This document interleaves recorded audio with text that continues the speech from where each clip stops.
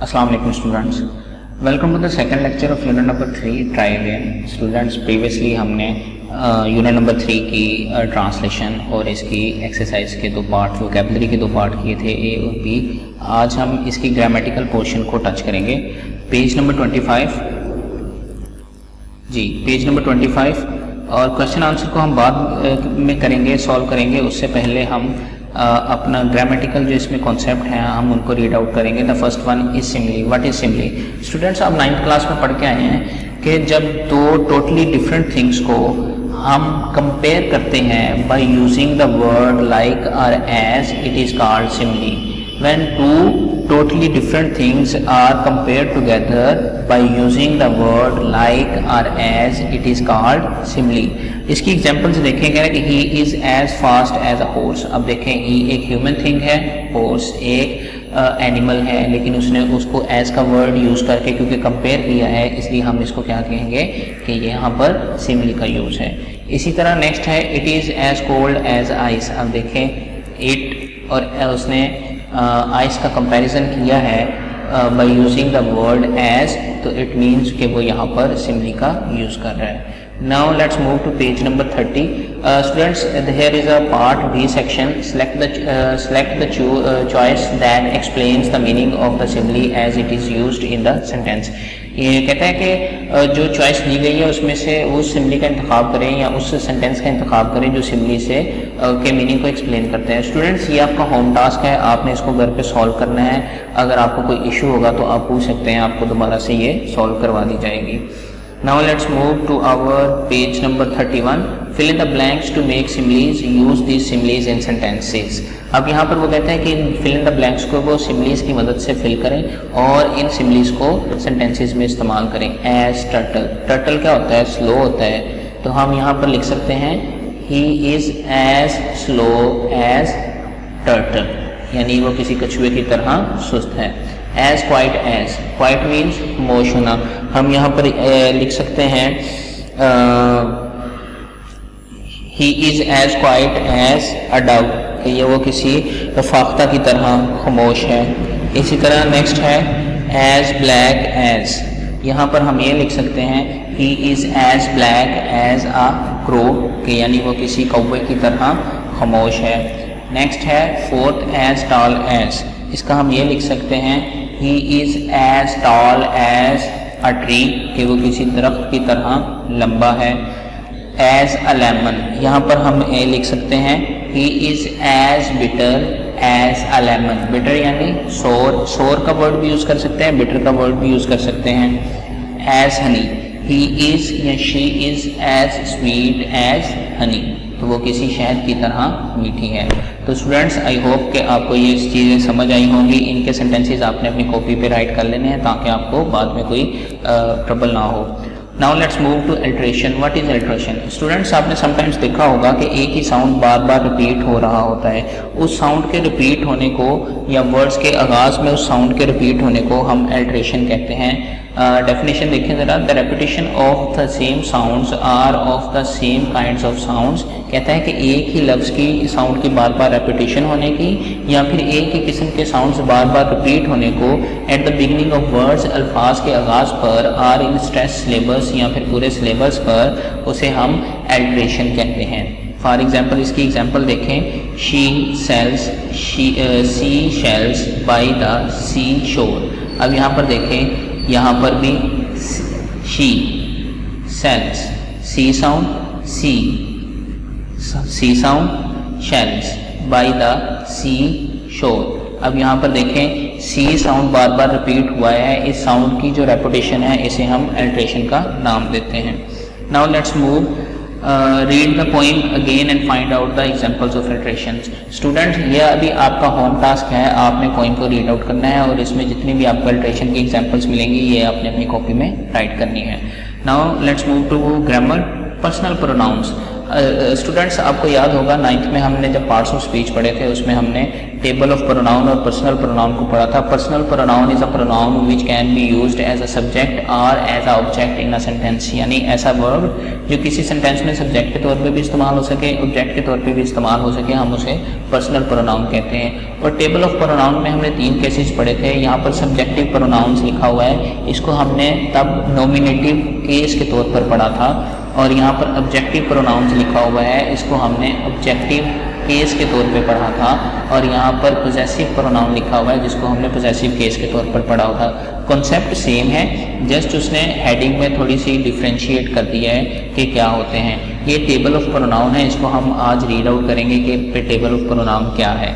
Singular plural, singular plural, singular plural, यानी ये बताया कि सिंगुलर के लिए कौन सा वर्ड यूज होता है और प्लूरल के लिए कौन सा प्रोनाउन यूज होता है। सबसे पहले फर्स्ट पर्सन। स्टूडेंट्स, जैसा कि आप सब लोग जानते हैं कि आई और वी को फर्स्ट पर्सन कहा जाता है। अगर सिंगुलर हो तो उसके लिए आई यूज करते हैं, अगर प्लूरल हो तो उसके लिए यू यूज करते हैं। और इसका ऑब्जेक्टिव केस आई का होता है मी और पोजेसिव केस होता है माई या फिर माइन।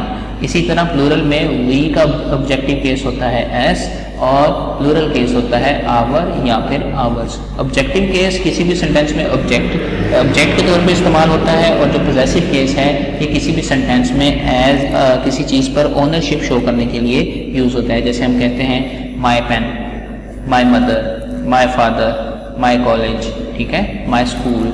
इसी तरह आवर पेन, यानी ये प्लूरल के लिए है, ठीक है। नेक्स्ट सेकंड पर्सन है यू। इसका सिंगुलर भी यू है और प्लूरल भी यू ही रहता है। ऑब्जेक्टिव केस भी इसका सिंगुलर भी यू है, प्लूरल भी यू है। पोजेसिव केस इसका होता है योर आर योर्स, और प्लूरल में भी हम योर आर योर्स ही लिखते हैं। थर्ड पर्सन स्टूडेंट्स होते हैं ही, शी, इट, ये सिंगुलर के लिए इस्तेमाल होते हैं, और प्लूरल में इट और दे प्लूरल के लिए इस्तेमाल होते हैं। ये स्टूडेंट्स, अगर तो थर्ड पर्सन मेल है तो उसके लिए हम ही यूज़ करते हैं, अगर थर्ड पर्सन फीमेल है उसके लिए हम शी यूज़ करते हैं, अगर कोई बेजान चीज़ है तो उसके लिए हम इट यूज़ करते हैं, अगर कोई प्लूरल थर्ड पर्सन है तो उसके लिए हम दे यूज़ करते हैं, और प्लूरल अगर बेजान चीज़ हो तो उसके लिए भी हम इट ही यूज़ करते हैं। ही का ऑब्जेक्टिव केस होता है हिम, और ही का पोजेसिव केस होता है हिज। इसी तरह शी का ऑब्जेक्टिव केस होता है हर, और पोजेसिव केस भी होता है हर। इट का ऑब्जेक्टिव केस होता है इट, और पोजेसिव केस होता है its. So student, this was table of pronoun. I hope कि आपको ये समझ आ गया होगा। Now let's move towards our page number 32, fill in the blanks with correct pronouns, यानी फिल इन द ब्लैंक्स उसने दी हुई है, उसमें हमने करेक्ट प्रोनाउन पुट करना है, जैसा कि हम ऑलरेडी पीछे पढ़ चुके हैं। एक एग्जाम्पल दी हुई है उसने, स्टूडेंट्स रीड आउट करेंगे। There is no need to shout, I can hear you. अब यहाँ पर देखें सिंगुलर था तो इसलिए उसने यहाँ पर आई का यूज किया। You and I work well together, तुम और मैं अच्छा काम करते हैं इकट्ठे। वी, अब 2 लोग हो गए हैं तो इसलिए हमने ऊपर प्लूरल में पढ़ा था कि अगर प्लूरल केस आ जाए तो उसके लिए हम वी यूज करते हैं, तो यहाँ पर हम नीचे वी का यूज करेंगे। You and I work well together, we are a good team, क्योंकि एक से ज़्यादा लोग थे इसलिए वी का यूज़ किया। We have got a bit of problem, हमें थोड़ा सा मसला हो गया है। कुड यू, अब ये सामने वाले से मुखातब हो रहा है सेकंड पर्सन से, तो इसलिए उसने यहाँ पर यू का वर्ड यूज़ किया। कुड यू हेल्प, क्योंकि 2 लोग हैं, पीछे वी का यूज़ किया गया है यहाँ पर, तो यहाँ पर हम अस पुट करेंगे उनका objective case. Could you help us please. जी number 4, this is a good photo, is not it, ये एक अच्छी तस्वीर है, क्या ये नहीं है। अब यहाँ पर देखिए फोटो एक बेजान चीज़ है तो इसके लिए हम यहाँ पर इट यूज़ करेंगे। इस मीना इन इट, क्योंकि फोटो की ही बात हो रही है तो इसलिए हमने यहाँ पर इट का वर्ड यूज़ किया। Yes that's here look she, अब क्योंकि देखिए यहाँ पर समीना की बात कर रहा है तो इसलिए हमने थर्ड पर्सन फीमेल के लिए शी यूज़ किया। She is next to Fahad. Number 5, who did this mowing, answer B, I did it this morning. अब यहाँ पर बेजान चीज़ की बात हो रही है तो इसलिए हमने यहाँ पर इट यूज़ किया। Number 6, is this Ahmad bag, क्या ये अहमद का बैग है? जी बी, नो, ठीक है। ही डिड नॉट ब्रिंग वन, क्योंकि थर्ड पर्सन मेल की बात हो रही है अहमद की, तो इसलिए हमने यहाँ पर ही यूज़ किया। He did not bring one, it can not belong to him. अब यहाँ पर देखिए हमने पोजेसिव केस ही का लिखा था हिम, क्योंकि ये उसकी मलकियत नहीं है या उसकी मलकियत में है, तो इसलिए हमने यहाँ पर हिम यूज़ किया। I am looking for my shoes, have you, क्योंकि सामने वाले पर्सन से वो मुखातब हो रहा है इसलिए हमने यू इस्तेमाल किया। हैव यू सीन देम, क्योंकि शूज़ की बात हो रही है, प्लूरल है, तो इसलिए हमने देम यूज़ किया। यस दे आर हियर, देखो वो यहाँ पर हैं, तो यहाँ पर बी में यस के बाद दे पुट करेंगे। Now let's move to B part. Select a personal pronoun that agrees with the subject of each sentence. कहता है कि personal pronoun को पुट करें जो subject के साथ एग्री करता हो। जैसे एग्जाम्पल देखें, the group has dash meeting here, the group has its meeting here। इसी तरह से स्टूडेंट्स हम बाकी सबको सॉल्व करेंगे। Anyone can get fill in the blanks name in the news। अब यहाँ पर देखें, anyone can get his, animal क्योंकि हर किसी को एक डिस्ट्रीब्यूटिव है, तो इसलिए यहाँ पर हमने हिज यूज किया। ठीक है, next, none of the cheques were cashed. ठीक है, fill in the blanks finally expired. अब देखें कैश चेक्स रूलर है, तो इसलिए हमने यहाँ पर दे को यूज करेंगे।